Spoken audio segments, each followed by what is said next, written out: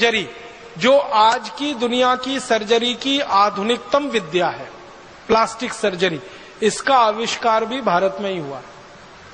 Surgery का तो हुआ ही है, प्लास्टिक सर्जरी का भी यही आविष्कार हुआ है भारत। और प्लास्टिक सर्जरी में आप जानते हैं, कहीं की त्वचा को काटकर कहीं लगा देना और उसको इस तरह से लगा देना कि पता ही ना चले, ये विद्या सबसे पहले दुनिया को भारत ने दी।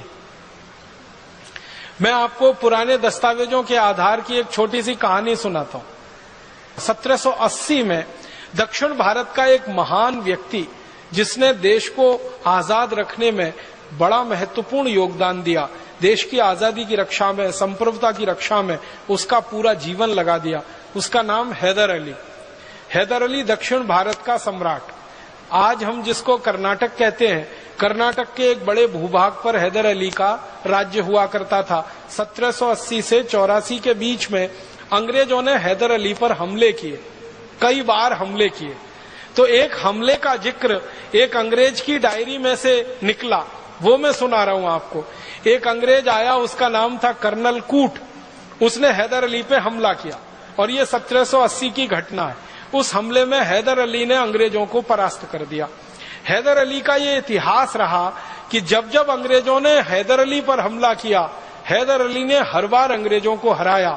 एक बार भी अंग्रेज कभी उससे जीत नहीं पाए, एक बार भी नहीं जीते। हर बार आते थे, हमला करते थे, हार के चुपचाप चले जाते थे। हैदर अली के ऊपर जब बार बार अंग्रेजों के हमले हुए तो हैदर अली को थोड़ा गुस्सा आ गया। तो ये जो कर्नल कूट आया, हमला किया, हैदर अली ने उसको हरा दिया। और चूंकि उसको थोड़ा गुस्सा था अंग्रेजों से, तो उसने कर्नल कूट की नाक काट दी। हमारे भारत में नाक कटना सबसे बड़ी बदनामी होती थी। आप जानते हैं, पूरे रामायण की कहानी नाक कटने की कहानी है। जो सूर्पणखा की नाक न कटी होती तो रामायण नहीं होती। और नाक कटना सबसे बड़ी बदनामी है। तो हैदर अली ने गर्दन तो नहीं काटी उसकी, कर्नल कूट की। वो चाहता तो गर्दन काट सकता था, क्योंकि कर्नल कूट पराजित हुआ था। कर्नल कूट अपनी डायरी में लिखता है कि मैं पराजित हो गया, हैदर अली के सैनिकों ने मुझे बंदी बना लिया और हैदर अली के पास मुझे ले गए। हैदर अली सिंहासन पर बैठा था, मैं उसके नीचे चरणों में बैठा था। वो चाहता तो मेरी एक झटके में गर्दन काट देता, लेकिन उसने गर्दन नहीं काटी, मेरी नाक काट दी। और फिर मुझे छोड़ दिया कि जाओ, अब कटी हुई नाक लेके जाओ और सबको बताओ कि तुम्हारी नाक क्यों कटी। तो कर्नल कूट लिखता है कि मुझे एक घोड़ा दे दिया उसने भागने के लिए, नाक काट के मेरे हाथ में रख दी और कहा भाग जाओ। तो मैं घोड़े पे बैठ के भागा। भागते भागते भागते भागते एक जगह, वो लिखता है, मैं बेलगाम में आ गया। बेलगाम आप जानते हैं, कर्नाटक का एक जिला। तो बेलगाम में आ गया। तो बेलगाम में एक वैद्य ने मुझे देखा, नाक से खून निकल रहा है, कटी हुई नाक हाथ में है। तो वैद्य ने कहा, ये तुम्हारी नाक कहाँ कट गई? तो उसने झूठ बोला और कहा कि पत्थर मार दिया किसी ने। तो वैद्य ने कहा, ये पत्थर मारी हुई नाक नहीं है, ये तलवार से काटी हुई नाक है। मैं वैद्य हूं, मैं चिकित्सक हूं, मैं जानता हूं। तो उसने सच बताया कि मेरी नाक काटी गई है। किसने काटी?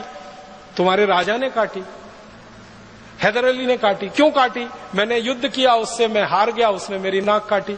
तो वो वैद्य कहता है कि अब तुम क्या करोगे? कटी नाक से इंग्लैंड जाओगे, लंदन जाओगे? कहता है, जाने की इच्छा तो नहीं है, लेकिन क्या करूं, जाना ही पड़ेगा। तो वो वैद्य इतना दयालु, इतना कृपालु, वो कहता है कि मैं तुम्हारी नाक जोड़ सकता हूं। तो कर्नल कूट कहता है, मुझे तो भरोसा ही नहीं हुआ, ये नाक कैसे जुड़ सकती है कटी हुई? मैंने तो सुना नहीं अपनी जिंदगी में कि एक बार शरीर का कोई अंग कट जाए तो वो जुड़ सकता है। तो वैद्य जी कहते मैं जोड़ सकता हूं। तो कर्नल कूट ने कहा जोड़ दो। तो उसने कहा मेरे घर चलो। तो वैद्य जी उसको ले गया और ऑपरेशन किया। उस ऑपरेशन का 30 पन्ने में वर्णन है। वो 30 पन्ने तो नहीं सुना सकता, अंत में सुना रहा हूं। ऑपरेशन सफलतापूर्वक संपन्न हो गया, नाक उसकी जुड़ गई। वैद्य जी ने उसको एक लेप दे दिया बना के और कहा कि ये लेप ले जाओ, रोज सुबह शाम लगाते रहना। वो लेप लेके चला गया। 15-17 दिन के बाद बिल्कुल नाक उसकी जुड़ गई। फिर वो जहाज में बैठ के लंदन चला गया। 3 महीने बाद वो ब्रिटिश पार्लियामेंट में खड़ा होकर भाषण दे रहा है कर्नल कूट, और सबसे पहला सवाल पूछता है सब अंग्रेजों से, आपको लगता है मेरी नाक कटी हुई है? तो सब अंग्रेज हैरान होके कहते नहीं नहीं, तुम्हारी नाक तो कटी हुई बिल्कुल नहीं दिखती। तब वो कहानी सुना रहा ब्रिटिश पार्लियामेंट में कि मैंने हैदर अली पे हमला किया था, मैं उसमें हार गया, उसने मेरी नाक काटी, फिर भारत में एक वैद्य ने मेरी नाक जोड़ी, और भारत के वैद्यों के पास इतनी बड़ी हुनर है, इतना बड़ा ज्ञान है कि वो कटी हुई नाक को जोड़ सकते हैं। तब उस वैद्य जी की खोज खबर ब्रिटिश पार्लियामेंट में ली गई और अंग्रेजों का एक दल आया और बेलगाम के उस वैद्य को मिला, तो उस वैद्य ने अंग्रेजों को बताया कि ये काम तो भारत के सब गांवों में होता है, मैं अकेला नहीं हूं, ऐसा करने वाले हजारों लाखों लोग हैं। तो अंग्रेजों को हैरानी हुई, कौन सिखाता है आपको? कहने लगे हमारे इसके गुरुकुल चलते हैं, उन गुरुकुलों में सिखाया जाता। फिर अंग्रेज वो गुरुकुलों में गए, वहां उन्होंने एडमिशन लिया, विद्यार्थी के रूप में भर्ती हुए, फिर सीखा। सीखने के बाद इंग्लैंड में जाकर प्लास्टिक सर्जरी उन्होंने शुरू की। और जिन जिन अंग्रेजों ने भारत में प्लास्टिक सर्जरी सीखी है ना, उनकी डायरियां हैं। एक अंग्रेज का मैं बताता हूं आपको, वो कहता है कि जब मैंने पहली बार प्लास्टिक सर्जरी सीखी, जिस गुरु से सीखी, वो भारत का विशेष आदमी था और वो नाई था जाति का, उसने मुझे सिखाई सर्जरी। ध्यान देना इस बात पर, जाति का नाई, जाति का चर्मकार, जाति का कोई और, हमारे यहां ये ज्ञान के बड़े पुलिंदे थे, ज्ञान के बड़े पंडित थे। नाई है इस आधार पर किसी गुरुकुल में उसका प्रवेश वर्जित नहीं था, चर्मकार है इसलिए गुरुकुल में प्रवेश वर्जित नहीं था। जाति के आधार पर हमारे यहाँ गुरुकुलों में प्रवेश नहीं हुआ है, और जाति के आधार पर हमारे यहाँ शिक्षा की भी व्यवस्था नहीं है, वर्ण व्यवस्था के आधार पर हमारे यहाँ सब कुछ चलता रहा है। तो नाई भी सर्जन है, चर्मकार भी सर्जन है। और वो अंग्रेज लिखता है कि चर्मकार तो ज्यादा अच्छा सर्जन इसलिए हो सकता है कि उसको चमड़ा सिलना सबसे अच्छे तरीके से आता है। तो शरीर का चमड़ा सिलना हो या जानवर का, बात तो एक ही है। तो हमारे यहां ऐसे लोग सर्जरी सीखते रहे। तो एक अंग्रेज कह रहा है कि मैंने जिस गुरु से सर्जरी सीखी, पूना का किस्सा है वो, पूना में जिस गुरु से सीखी वो जात का नाई था।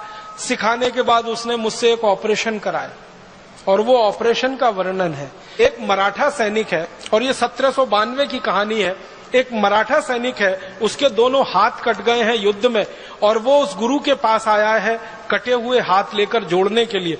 तो गुरु ने वो ऑपरेशन उस अंग्रेज से करवाया जो सीख रहा है, और वो अंग्रेज गुरु के साथ मिलकर बहुत सफलतापूर्वक ऑपरेशन पूरा किया है।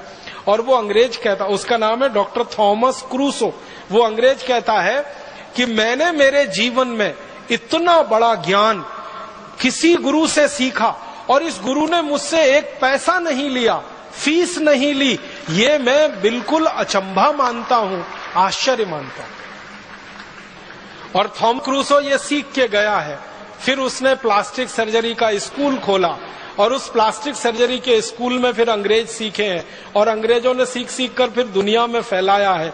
दुर्भाग्य इस बात का है कि सारी दुनिया में प्लास्टिक सर्जरी के उस स्कूल का तो वर्णन है, लेकिन इन वैद्यों का वर्णन अभी तक नहीं आया विश्व ग्रंथों में, जिन्होंने अंग्रेजों को प्लास्टिक सर्जरी सिखाई थी। और ये क्यों